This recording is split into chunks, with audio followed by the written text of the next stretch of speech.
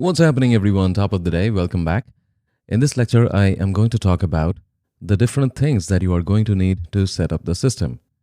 You are going to be creating 5 or maybe 6 or maybe just 4 YouTube videos. But the very important thing to keep in mind here is this sponsorship program that I'm going to be talking about today needs you to have very high quality audio in your videos. So that's why the first important thing that we are going to need is a good quality microphone. You cannot talk into your computer's microphone or your camera's microphone. And when I say camera's microphone, I need to tell you that in this sponsorship program, you can have YouTube videos in any way you want. You could be creating talking head videos, meaning you could show your face on camera, or you could be creating screencast presentations or slideshows with voiceover. Both of them are going to be eligible. Talking head videos and slideshows, both kinds of videos are going to be eligible for this sponsorship program. But the most important thing to keep in mind is your voice quality or the recording of your voice needs to be of good quality. So we need a good quality dedicated microphone to record our voiceovers, and that's the first thing we are going to need. We are going to need a good quality microphone. So here on Amazon, we are looking for a dynamic microphone with XLR connection. XLR microphones typically are better than USB microphones. So my request would be to not choose a USB microphone, and you should rather go with an XLR microphone. Now, if you have a well-treated recording area, if you have a home studio, then you can go with a condenser microphone because condenser microphones sound better. They make your voice sound flattering, but they are very much sensitive to outside noises. So if you don't have a proper recording space, my recommendation would be to use a dynamic microphone.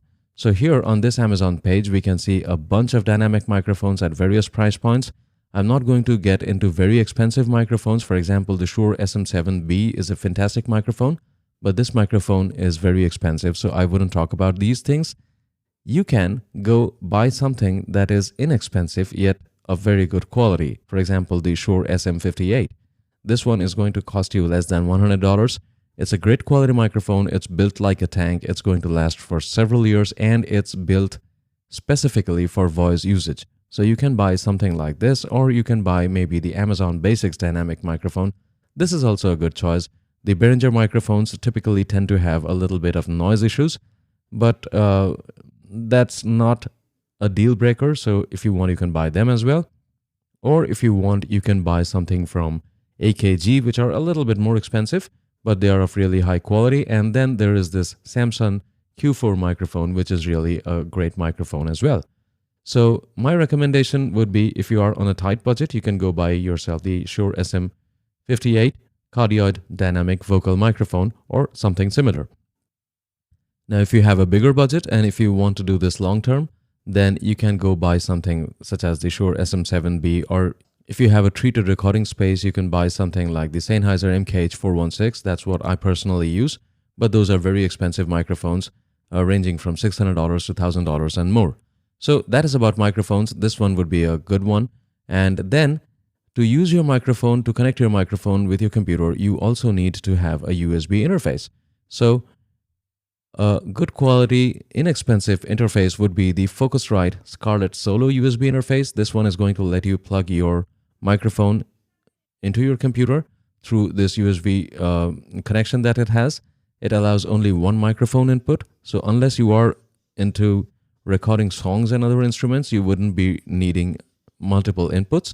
And this one is going to serve the purpose just right. This is a great quality interface. I personally have this. Absolutely noise-free, built like a tank. It has an aluminum chassis, and this lasts years. And this is a good choice for people who want to get into good quality voice recordings.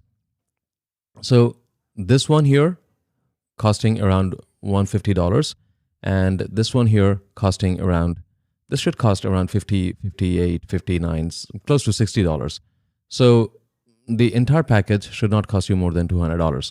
So these are the two very important things that you are going to need. And of course, to connect your microphone, this one has an XLR connection, a 3-pin XLR connection. You are also going to need an XLR cable, which doesn't cost a lot of money, maybe $20 or something like that. So you are going to need a cable to connect this one to this one, and then this USB interface is going to further connect back to your computer using a cable that comes with this interface itself. So these are the two important things that you are going to need: a microphone and an interface, and all the connecting gadgets, for example, the cables and microphone stands, etc. And you are, of course, going to need a computer with internet connection. The next important thing that you are going to need is a recording software. Now, I am going to recommend a free open source software called Audacity. You must have already heard of it. If you are a YouTuber, you probably already have been using this. So if you don't have Audacity yet, go ahead and download Audacity from audacityteam.org. And this is available both for Windows and Mac. So download Audacity and we are ready to start creating great quality audio for our videos.